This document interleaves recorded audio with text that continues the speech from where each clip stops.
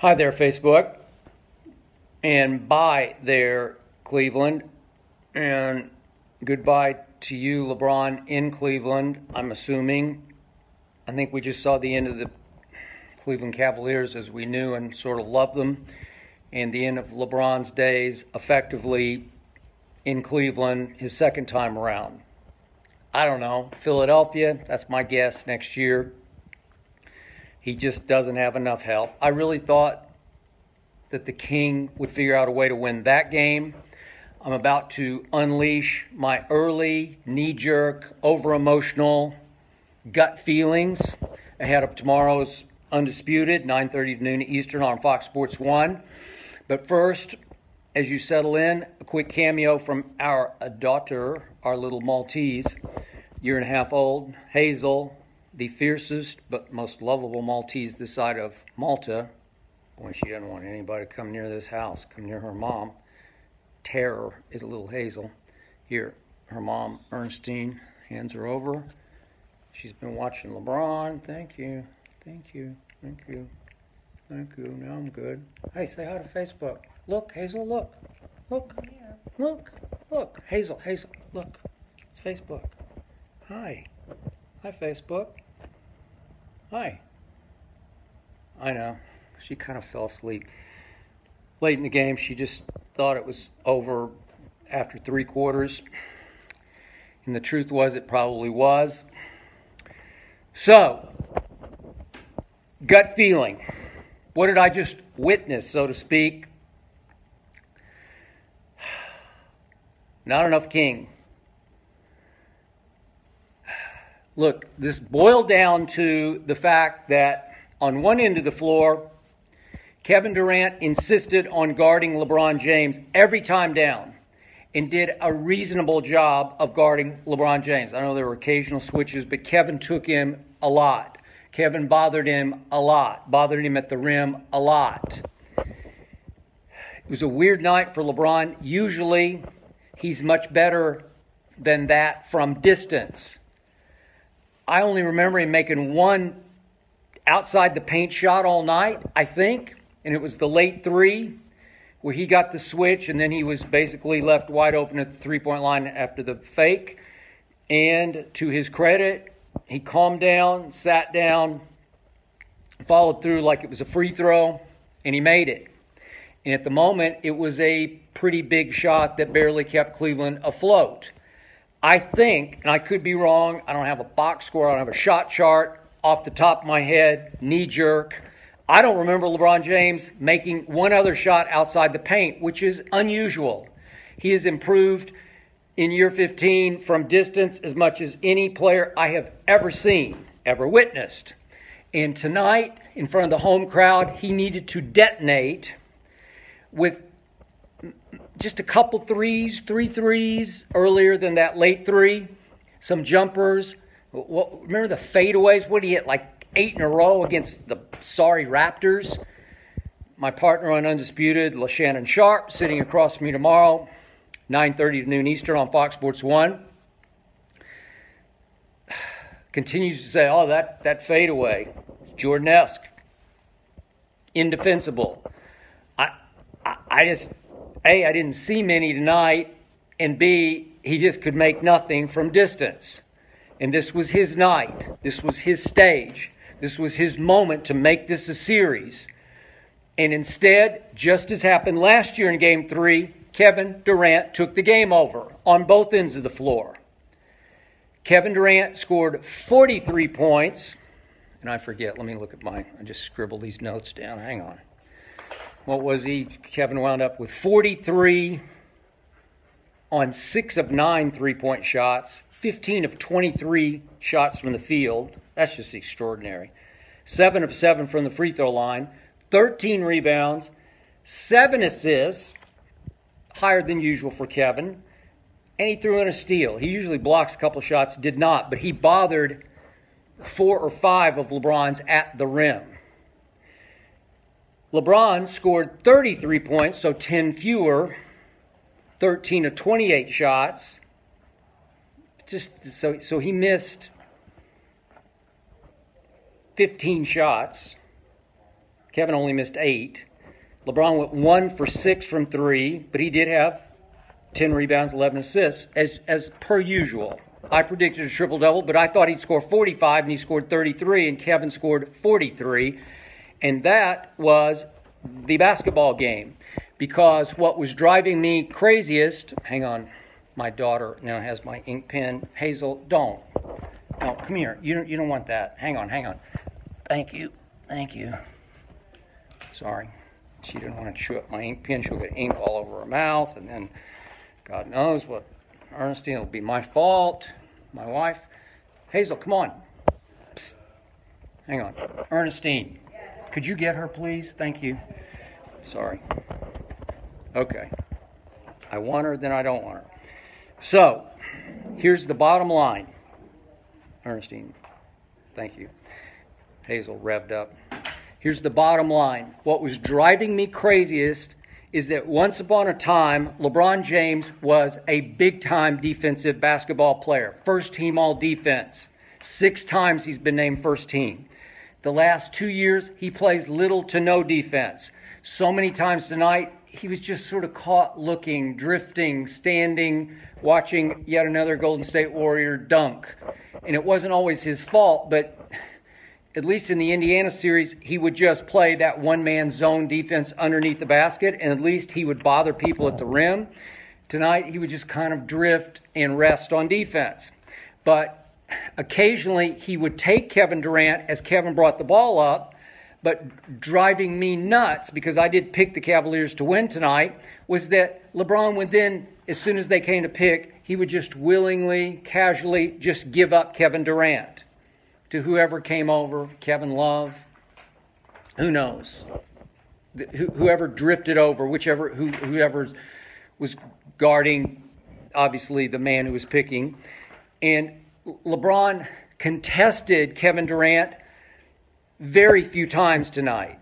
That's your stopper. That's LeBron James on Kevin Durant. That's the matchup of matchups. That's the best matchup in the NBA. LeBron has to have, so to speak, blood in his eye. He needs to say, I'm not switching. I'm fighting through picks. They're casual picks.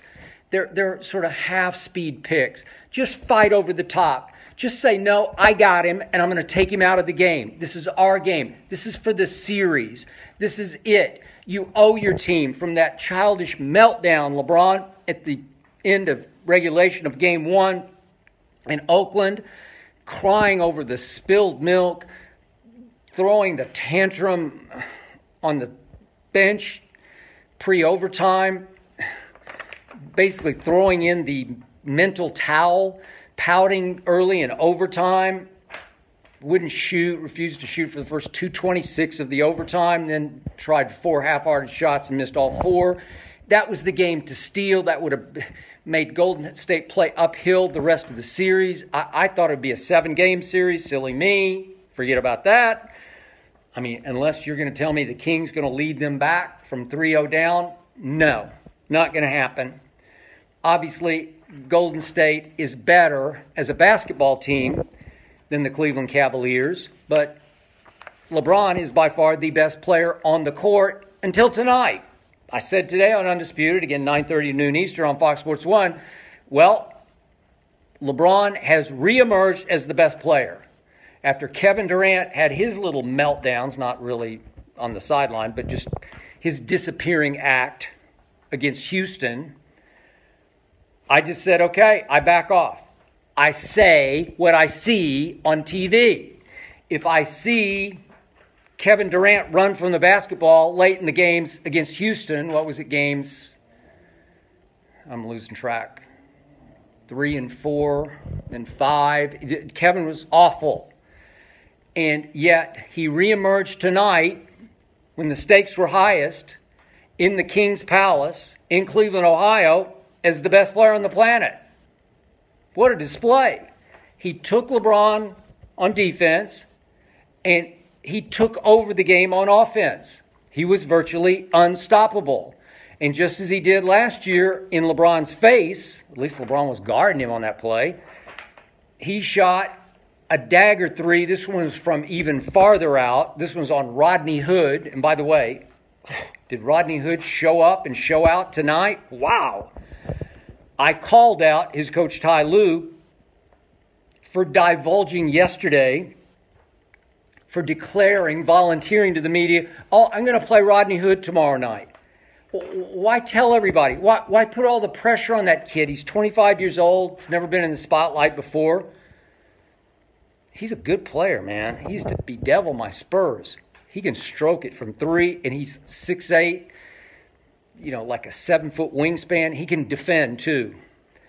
So it worked, I guess. I guess he felt thrust into the spotlight. I guess all the Cavs were backslapping him and pumping him up and telling him he can do this. I don't know what happened, but he looked like Rodney Hood tonight. And there were stretches of the game when Rodney Hood turned into LeBron James. Shocked. And that kept Cleveland afloat. And Kevin Love's a big-time basketball player. I don't care. I argue with Shannon Sharp, again, 9:30 noon Eastern on Fox Sports 1. I argue every day. Kevin Love's a 5-time All-Star. He is not afraid of those bright lights or that stage. Where'd he go? I scribbled this down. 20 and 13. That'll work. That's help. JR had 13. Rodney Hood had 15. I thought Kyle Korver was going to come out of nowhere. He was a no-show because they just didn't give him the ball. They don't call plays for him anymore. I don't know what's happened to Kyle Korver. He's their answer to Steph Curry. Obviously, he's not Steph Curry, but he can do Steph stuff. I've seen Kyle Korver get hot from three where he's just like shooting free throws. Just effortless, little wrist flicks from three. And every time he shoots it when he's in rhythm and they run plays for him, I'm like, that's good. Bottom. Tonight, completely out of control, out of sync, out of whack. And he shot 1 for 5 from three in the first two games, and he was just 0 for 2 tonight, but it was just horrendous 0 for 2 where he took one from Akron that missed, just trying to force something in the basket, just to see it, feel it, try to regain his groove. Couldn't, so that hurt.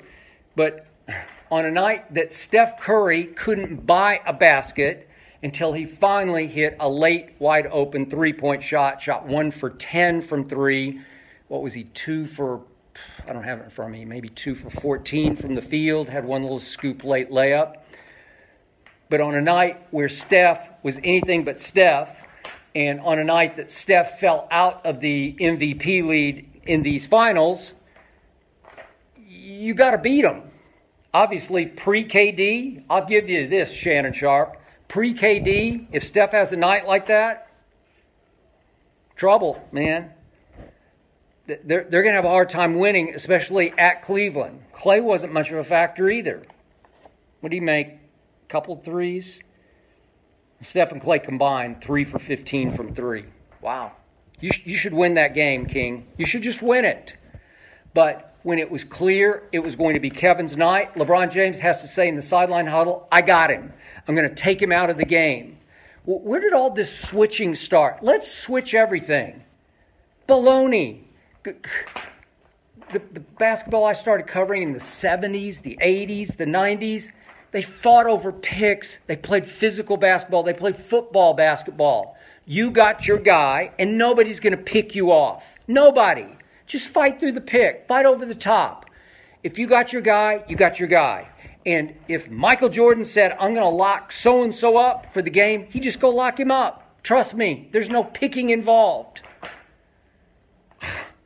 LeBron was just half-heartedly like giving up. Like he knew exactly, his IQ is so high. It's like, okay, I'm going to take Kevin as he's dribbling the ball. Kevin brought the ball up the court. Steph just deferred completely. I don't got it tonight, man. You got it. You take it. You dribble the ball up the floor. You play point guard. Kevin Durant played 7-foot point guard the whole night. He would dribble and initiate the offense from the top. And LeBron, highest IQ in the history of basketball, would just say, okay, this is a semblance of covering Kevin Durant. So he'd take him as Kevin dribbled past half court, and then the first whiff of a pick from like Steph Curry, LeBron's like, okay, I'm out. I'm over here. You got him over there, Kevin Love, Rodney Hood, whoever it is. You got him. Rodney Hood was on him when Kevin made that dagger three. That had to be from like the 3-point line's 23-9, so it had to be from 28 feet, 29. I don't know. It was a bomb dagger, and that was it. That was basically ball game right there. Everybody knew it. Everybody in that arena knew it, and especially the King knew it. And in the end, Cleveland played its best first half of basketball, in the first half, and yet they just couldn't lose Golden State. They jumped off to, what were they up, 11, 12 at one point, maybe even 14, and Kevin Durant just kept saying, nope, not going away, not going away, not going away. And then the third quarter, here they came again, and they did what they've been doing all playoffs except for Game 2. When Cleveland hung right in and stood tall and said, no, we're going to own this third quarter. That was in Game 2 at Oakland. And they won it 34-31. Tonight, reverse. And the whole game reversed in the third quarter. And here came Durant. And just too many wide open dunks. Too many Jordan Bells. Too many JaVale McGee's. Too many Iguodala dunks. Every time I looked up, somebody's getting a wide open dunk. You can't win like that. It all boils down and comes back to this. The Cleveland Cavaliers were a horrible defensive team the whole year, and they can turn it on in surges, but in the end, it catches up. Their identity is their identity, and it caught up again tonight. They wound up 29th in the NBA out of 30 teams in overall team defense, and that's in the second half what it began to look like the 29th worst defensive team. LeBron James finished the regular season ranked 309th in individual defense. Really? I forgot to look this morning what he is. He'd been in the 40s for the playoffs. Of all the players in the playoffs, he's in the 40s. For a while, he was in the 70s, and then he got a little better in the conference finals against Boston. I think he's still in the 40s, but he comes and he goes. He picks his spots. He'll get a deflection here or there. He just has to set a tone. And the best defense they played for 4 quarters was against Boston in Game 3 in Cleveland when they just dominated and won by 30. But it was 2 halves of defensive, hellacious, ferocious basketball. And the first half tonight was a desperate physical stand by the home team. That's pride. That's guts. I used this line today on Undisputed. Again, 9:30 to noon Eastern on Fox Sports 1. We'll be on tomorrow, boy. It's going to be something. Talk about hellacious defense. My partner's going to have to play it tomorrow. He's already predicting he's going to get to wear his goat mask. He actually believes LeBron James is better than Michael Jordan. What can I do? I can't. I try to cover for him. I try to walk him around it and out of it, but I can't help him. I can't save him. And tomorrow he's going to need a lot of help. LeBron doesn't have enough help, and tomorrow Shannon won't have enough help. He's got little to no chance. I'm sorry. I'll declare myself the winner already tonight. And by the way, I talked him into another bet. He now owes me 10 cases of Diet Mountain Dew. How could I not take this? I really thought the King would win this game tonight. I wanted him to win. I wanted this to have a semblance of credibility of being a real series, a finals. And end of show today on Undisputed. We've been going back and forth about give me points. Golden State was a 4.5-point favorite at Cleveland. Think about that. They were favored by 4.5. And at the end of the show, I kept asking 4 points with Golden State, like give me points. And my score was 97-93 Cavs. And I really liked my score at halftime, not so much after 3 quarters. But I kept saying, I need 4.5 points because I wrote it down on my paper. I showed it to Joy Taylor, a moderator. I said, look, this is the score I picked before the show started, so I can't back off that. I'm courage of convictions. That's what I thought. I slept on it. I thought lower scoring because if LeBron will control the tempo by mostly dribbling the ball up the floor at half speed and then initiating the offense as he did so effectively back in the first go-around, first time Golden State played Cleveland 2015. Remember games 1, 2, 3. Cavs went up 2-1. LeBron's just dribbling it up every time, playing point guard, point forward, point center, playing point everything, and kept the scores down in the 90s. And I thought, recipe for success tonight. And so I'm telling Shannon, well, I need 4.5 if I'm going to make a bet. And he said, well, I need to get a case back from you. I said, okay, so, and he said, I'll give you 4.5. I got Golden State plus 4.5 when they were minus 4.5 in Las Vegas. And how can I not take it? And it mixed my emotions because I was rooting for LeBron to win the game. But obviously, my pride's dictating that I'm rooting for Golden State to at least keep it real close. And all of a sudden, crunch time, it's just Golden State. They make all the shots, all the plays because they have more confidence against the King than he has against them. Remember, in this game last year, J.R. Smith, this game 3 at Cleveland, same scenario, down 0-2. Remember, J.R. Smith hit a big 3 with 3 minutes left in the game. I'm talking about 1 year ago, but virtually tonight in game 3.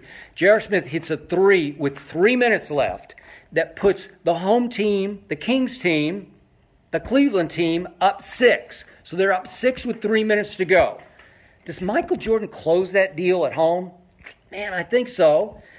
Okay, so then it gets to 1.5 minutes left. LeBron's dribbling the ball at the top of the circle, ball in his hand, in his control. They're still up 4. 4 with 1.5 minutes, and you got the basketball. And that was the play that he got a pick, and he gets a jump start and gets a step on Iguodala. And it's just attack. You got him. You got him. You saw tonight when LeBron would get a step. It was just like layup, dunk, whatever. And LeBron had a step, and he shied away and pulled it back. He's a little afraid, a lot afraid of the late game free throw line. But that's the one where you just suck it up, King. Just suck it up. If he hammers you and you got to go shoot 2, at least make 1, and then you're at 5 with 1:25. That'll work. Just get a point, maybe 2 points. Maybe you get to the basket and make the basket. But he pulls it back out, settles for a fadeaway, maybe 17 feet, missed it badly, pulled it left. You can't do that. Then the door didn't just open, it flew open. And then the next play down, after KD went down and hit a big baseline jumper, next play down was the classic Kyle Korver play where LeBron has a step in the lane on, I believe it was Draymond. Now, KD was lurking. Just drive it. I want you to do it. I want you to pull the trigger. You do it. You're the best player on the planet, or so I'm told every day on Undisputed. Just make a play. And at the last second, he makes the quote-unquote right play to the wrong guy, Kyle Korver, who's never had to make that shot under those circumstances. It's a do-or-die, save the game kind of shot from the corner. It was open. I give you that. But it's just like game 1. Don't pass it to George Hill. You do it.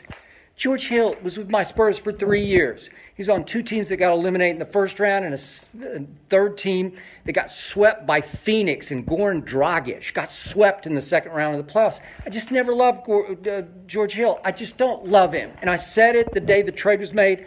I don't love him because I don't trust him in big moments. And what does LeBron do in game 1? He's got the ball in his hand, 7 seconds left. Down 1. And it's the classic case, do or die. You don't have any safety net. If you miss, you don't go to overtime anyway. It's not a tie game. You're going to have to make a shot, do or die, sink or swim, sink the shot or swim. And he gets switched on Steph Curry. He's got a 6'3" guy on 6'9" LeBron James, and he's hot from the outside. He was shockingly, mysteriously, strangely not hot from outside, even afraid to shoot from outside tonight. And in game 1, he had made 7 of 14 shots outside the paint, had the hottest from distance hand I've ever seen him in a game of magnitude. And you just go up. Just go up and shoot a jump shot on Steph Curry. He's not going to bother you. You can't even reach your chin. And what does he do? The last second, he whips the pass up the lane, and George Hill had flashed open, and Klay Thompson just grabbed him, tackled him, fouled him. George Hill isn't going to make those 2 free throws. I'm sorry. You got to do it. You got to close it. Last year, it was up to LeBron. Just close the deal. And then he got a late shot last year up on the sideline. Iguodala's on him. But he had a shot from 3 to tie at or near the buzzer. And what happened? Iguodala just reaches in, slaps the ball, and it caroms off LeBron's knee and goes out of bounds. Ball game. They lost 11-0 from the time they were up 6 with 3 minutes left last year. They lost 11-0 at home. This is the guy you're telling me is better than Michael Jordan? Baloney. I mean, it's just laughable. It's offensive. It's sickening to me. He's a great player, but he's not even close to who Jordan was. Jordan, mentally toughest superstar in any sport ever. I covered him. I know him. I got it. I saw it. I felt it. I experienced it firsthand. LeBron, occasionally one of the mentally softest superstars we've ever seen. Talent? Talent. He pulled off the dunk tonight off the glass. You know, it's a supreme act of mental, physical superiority, where you go up and under, you get JaVale off his feet. JaVale McGee's 7 feet tall. You go up and under, and you realize at the last second, okay, he's behind me, so the rim is unprotected, and you just ricochet straight off the glass, passing back to yourself. You get it. It's a wide open freeway to the basket, and you slam it. And then, of course, I cringed because every time he has a spectacular dunk, it reminds me that LeBron James not once did the dunk contest. It just drives me nuts. Just give the game one. I know he's not a contest dunker. He's more of a power dunker. I get that. If James does the dunk contest, trust me, every judge gives every dunk a 10. It wouldn't matter what it was. But no, he was afraid he might get shown up in the spotlight. I don't know. Be bad for his brand, his shoe brand. I have no idea. Never even submitted to giving the league back one dunk contest. Obviously, Michael Jordan made himself in his shoe brand in the dunk contest. And don't get me started on Dr. J and Dominique. All the greats did. Whatever. LeBron pulls off a great play because he's a great basketball player. But the mental toughness, the guts, the grit, the refuse to lose, I just don't see it. So once again tonight, it's your house. Down the stretch, you have to say, okay, the game has boiled down to me versus Kevin. You guys have been rivals since you schooled him in the finals in, 2012? After your meltdown in the 2011 finals. You got the baby Thunder. KD, Westbrook, and Harden. I was there for all of them. And LeBron got away with the foul on Durant on the baseline in Game 2 after Oklahoma City had just cakewalked to Game 1. And it turned the game around because it should have been called a foul, and it wasn't. And LeBron got the rebound and got fouled, and to his credit, marched to the other end and made those 2 free throws that iced the game. And then they went home to Miami, and it was a tour de force. Baby Thunder weren't ready for that. LeBron took Kevin Durant down low and just ate him alive. He took him to school again and again and again. He taught him lesson after physical lesson after lesson. It was a man and basically a child, a youngster in Kevin Durant, stick man. He's still a stick man, but he has NBA strength. He's got natural strength, not weight room strength like LeBron, just natural strength. And did he ever bother LeBron tonight? Do not underestimate the job that Kevin Durant did on LeBron, all of the court, especially outside the paint. He wouldn't let him do his up and back, up and back, up and back, step back. He got him completely out of rhythm from distance, and all LeBron could do was drive it and hope to get fouled. Should LeBron have gotten more foul calls tonight? Yes. But he complains and whines and acts out so often to the refs. Trust me on this, and I've been hearing this from a lot of my NBA cohorts that I've known for years around the league. I was getting texts tonight. LeBron's doing himself in with the refs because he just bitches and moans too much. So after a while, they're like, okay, you're 6'9" and 270 pounds, and you're too big and strong for any of these people to keep from the rim. Just do it. You do it. We're not going to help you. We're not going to send you the free throw line every time. So it's hard to even referee him to start with. But I don't know, 5 or 6 times LeBron got to the rim tonight and just failed to get it in the basket. Those are big shots. That's the difference in scoring 33 versus Kevin Durant's 43. Kevin has to do it he has to do it upside down. Most of his are from some distance, mid-range to long range. 6 threes, and I'll have to look at the shot chart. Boy, if he hit 15 shots, he must have had, of the other 9, 6 more mid-range jumpers. 7 or 8, it seemed like.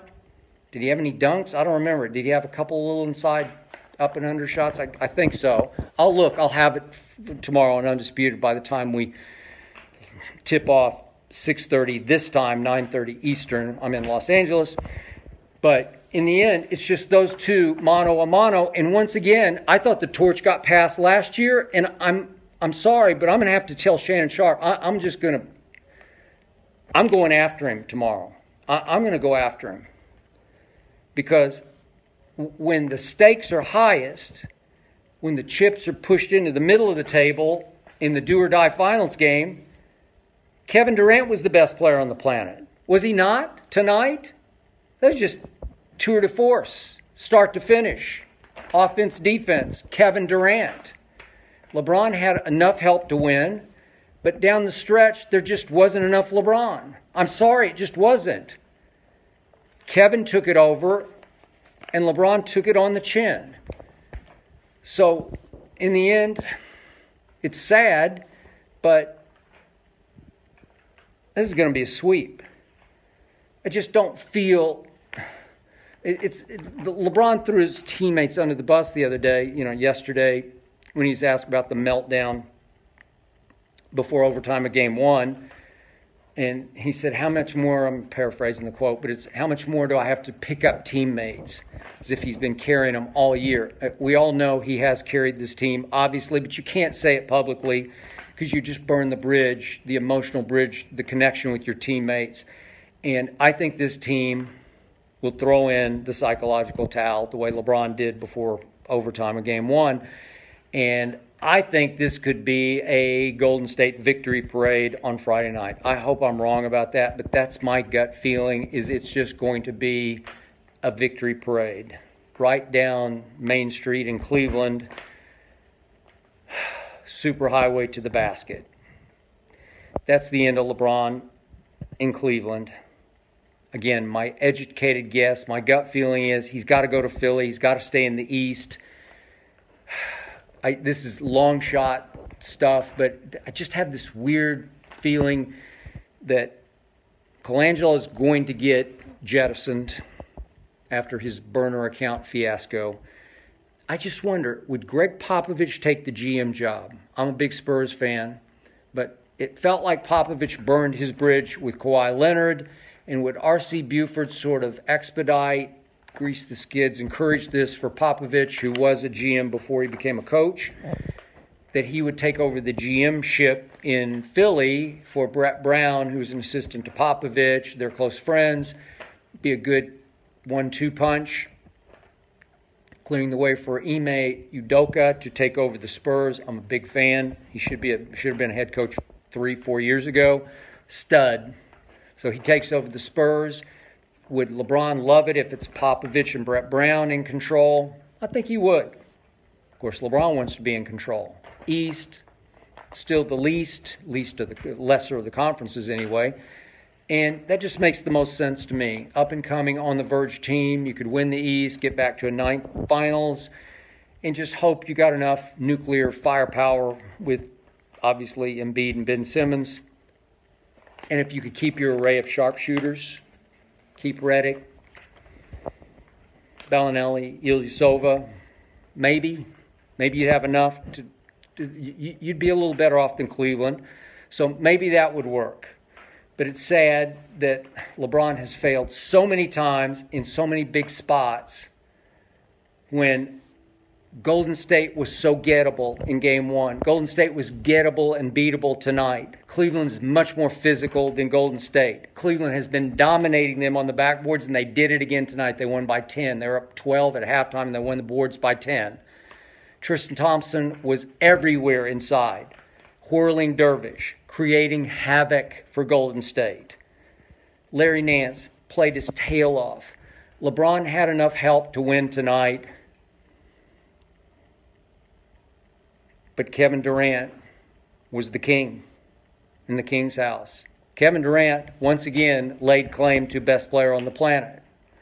I cannot wait for Undisputed tomorrow, 9:30 to noon Eastern on Fox Sports 1. Shannon Sharp predicted big win for the King tonight, a 45-point, I believe, triple-double. And he said he's going to wear his goat mask tomorrow. So what mask will he wear? He should wear a mustache and glasses so he can't be recognized. I'll be there with Shannon. Hope you'll be there with us. I can't wait. I won't sleep much. I'll be reading. I'll be watching. And I appreciate you for watching and listening here tonight on Facebook Live. I'll see you tomorrow, 9:30 Eastern on Fox Sports 1. Good night, Facebook.